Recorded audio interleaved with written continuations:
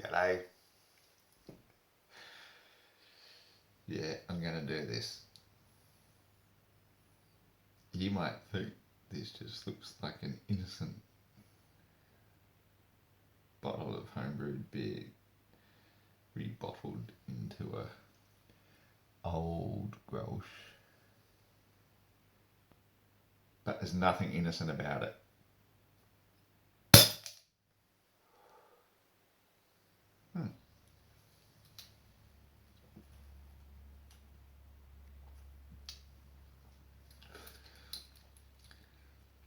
Less unpleasant than I expected. As you can see,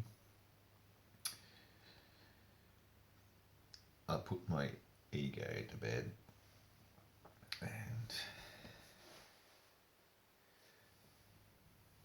combed this fucking hair. Can you believe it? I have not had this much hair. Like, that's why you see me looking. Hair. I haven't had hair. I've been shaving my head for like 10 or 12 years. Ever since I first did it after I reached enlightenment. I've never had it this long before. Since then, I don't particularly like it, but I'm doing an experiment with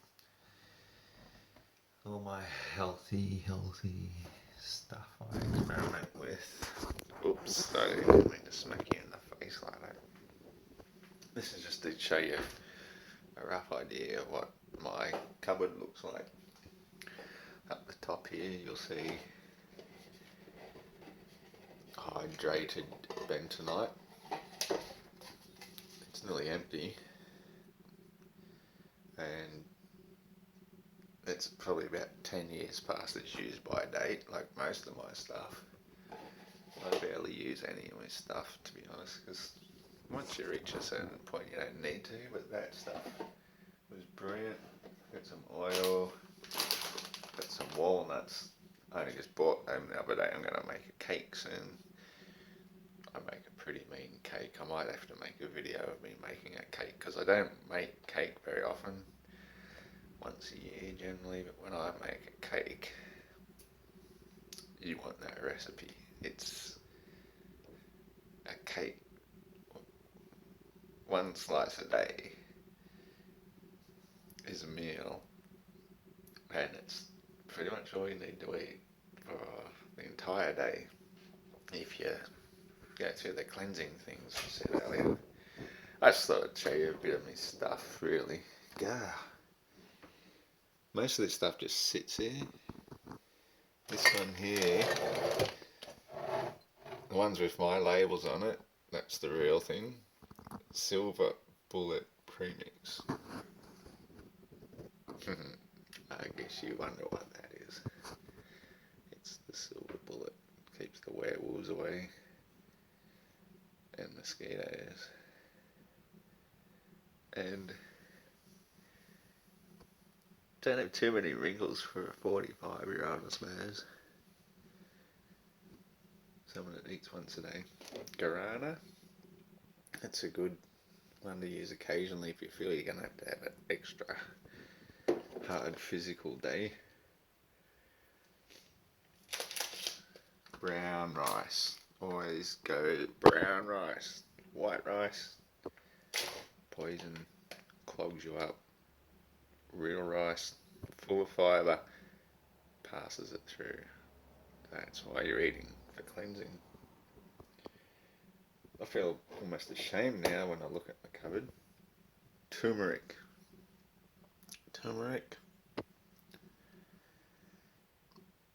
This has lasted me for over a year, probably 2 years, and I've still got a lot left. And I use this quite often. Anytime I cook rice, brown rice, I always add a teaspoon in that. I even put this in my coffee quite often. Really good shit. I'm going to have to clean this cupboard out. So look at all these things I don't use. There's one of my ones I like. Cardamom. It's a brilliant spice. No wonder I've got so many things in here, because I just don't used them. Bicarb soda, excellent stuff. That will help you alkalise if you need it. I don't take it internally. Personally, I've done so in the past before.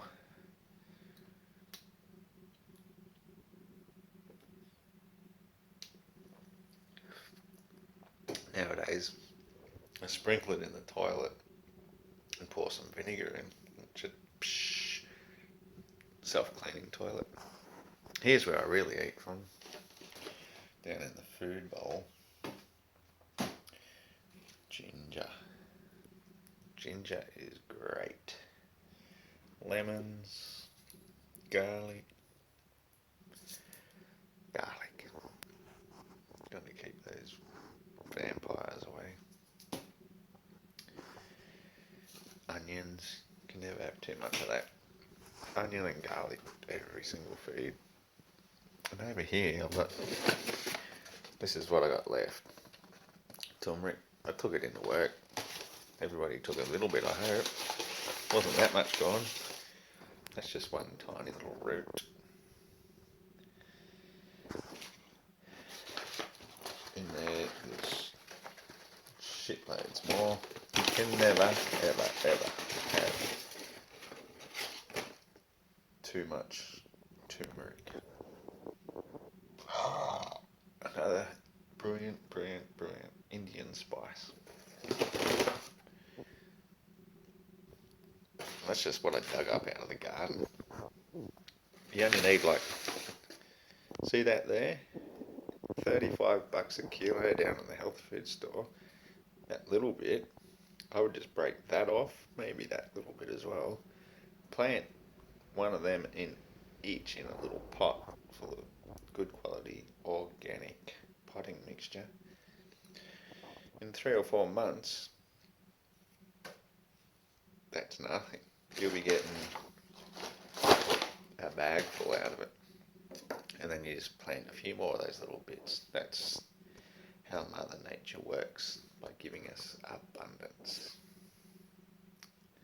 It's not rocket science, folks.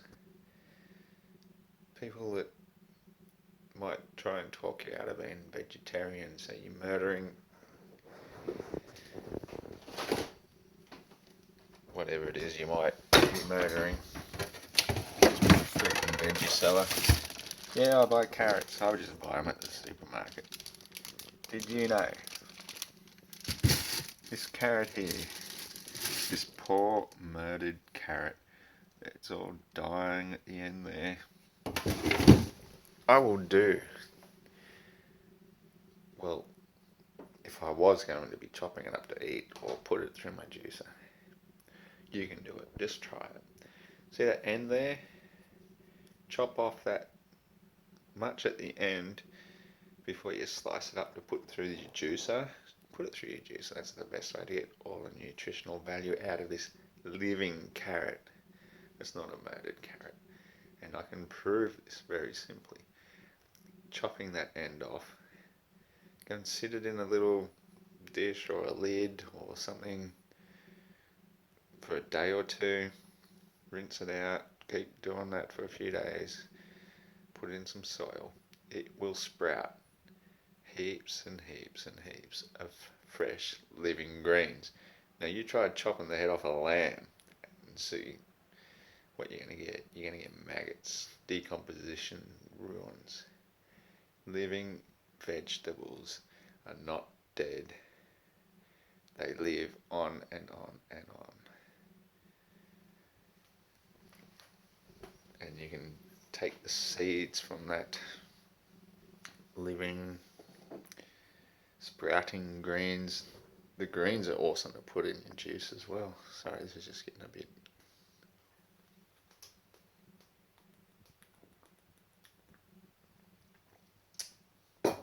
Stop soiling my chopping board, please.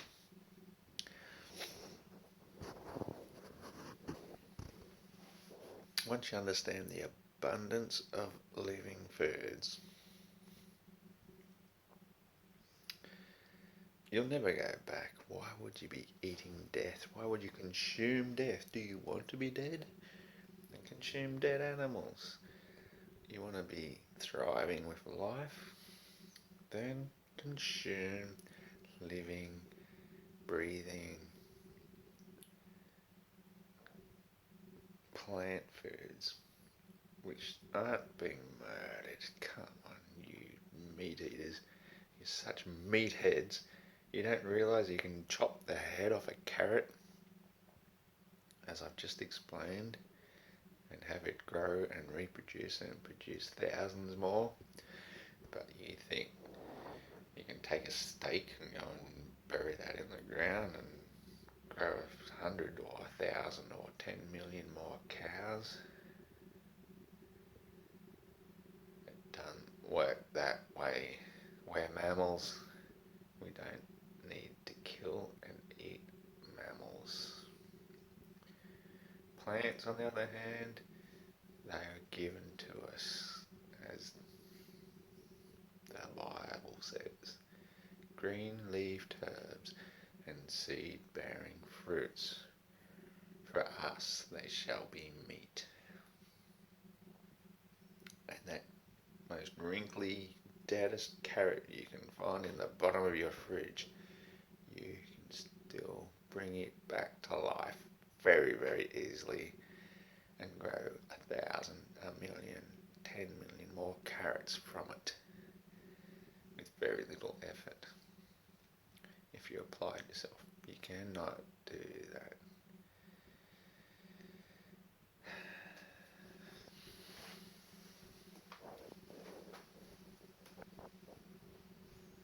Once you've cleansed yourself properly, you don't really need to eat very much at all. In fact, I had my lunchtime meal of my pasta with my pasta sauce with some cheese. Yeah, I'm not totally happy about the cheese side of it, but it tastes good. You got to enjoy your food. You don't have to be anal about it. Just realise that when you do eat those mucus-forming foods, you will have to compensate for it. You don't want to have to wait till your next healing crisis to compensate. You just have to go out for a walk with your dog under the nearly full moon, as I'm about to do. And when you reach a certain point, you'll start sneezing and blowing it out your nose, and bam, you got rid of your mucus. It's just what you got to do. You have to, for every sin, for everything you do wrong, unnatural, incorrect for your body, you have to compensate. There's a price to pay for everything. And the wages of sin are death. But it takes a lot to kill a child of God. Compensate regularly. Try not to sin again. Forgive us our trespasses, and lead us not into temptation, as we forgive those who trespass against us.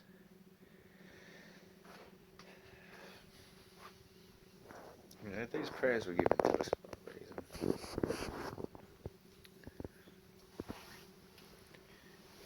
I just need to sit here and hold this. Might just look like a chunk of resin and ground up metal to you, but orgonite changes the vibration of everything. And the more you look into making orgonite, I can already feel the peace coming out. It reharmonizes the disharmonic.